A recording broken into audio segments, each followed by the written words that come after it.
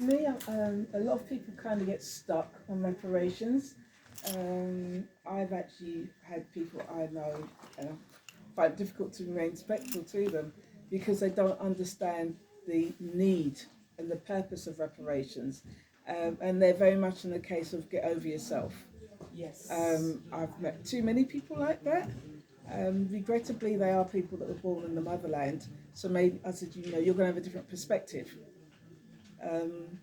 But it does make it difficult to have a coherent voice. So for me, I'm very much of the case that we need to identify what our problems are, and we already have a charter. But for those who've never had that discussion, you just really need to look and say, what in my life, while I'm here now, would I like to be changed?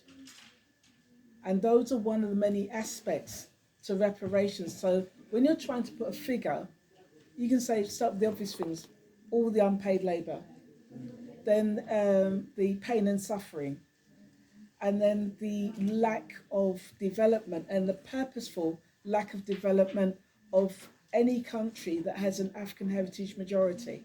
So whether you're in the diaspora or in the motherland, it was a purposeful strategy to underdevelop the countries and the economies. And then coming forward, when you have our so-called independence, the fact that I'll speak for Jamaica, it was given the debts.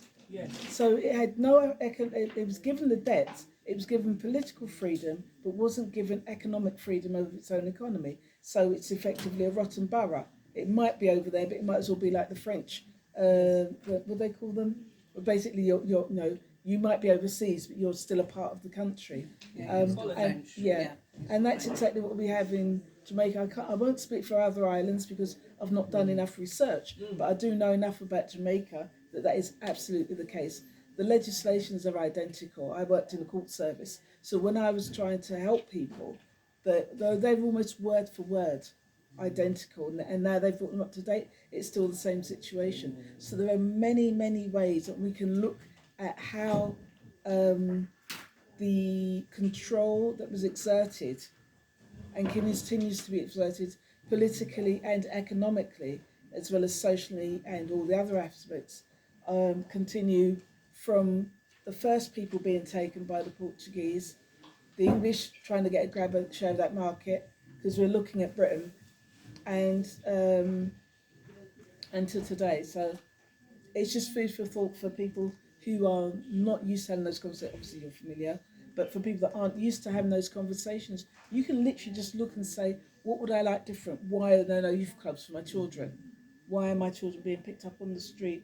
And you will find the root of those problems in the historical economic control of us, our physical selves, our resources, being intellectual, physical, and also land and minerals. Yes, and I think it's really good that you said that, in as much as I think what Bernie did was he joined the dots.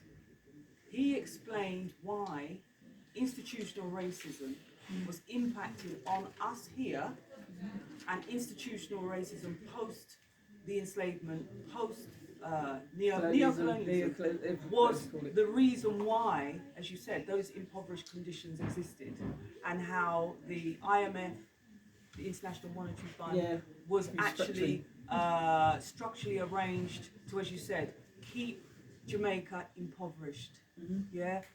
Keep Jamaica getting these loans, right, to build and up also the infrastructure, and then the pay back at conditions high rates that were imposed with the loans. So that, I mean, one of the things was just like they were forbidden to use that money to build schools and hospitals.